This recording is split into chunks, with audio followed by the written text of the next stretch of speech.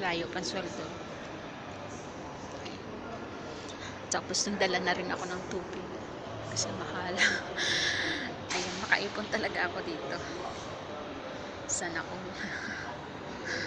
Ayun. Yan. Yan ang pintuan. Tapos pasok ka na dito. Makikita ko na.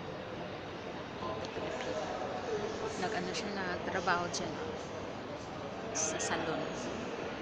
Sabi sa akin, pag daw matapos ako ng kontrata, tulungan niya daw ako makapasok dito sa likod sa kanila sa salon. Inshallah makatapos ako ng kontrata ko 2 years. Hindi ako makauwi. Para dami tayong ipon. Mag-ipon tayo sa mga anak natin. Hindi sa asawa, kundi sa anak natin para sa pag-aaral nila. Ay nila. Kailangan natin talaga na pag-ingatan yung sarili natin.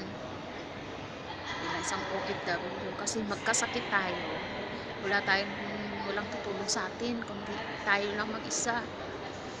Pero, pag may problema sa Pilipinas, tayo rin ang problema. Pag tayo may problema dito, tayo rin. Walang tutulong, kundi alagaan natin sarili natin. Wala na kasi kahit kurang pera, basta walang sakit. Healthy lang. At saka may ipadala din sa mga anak natin.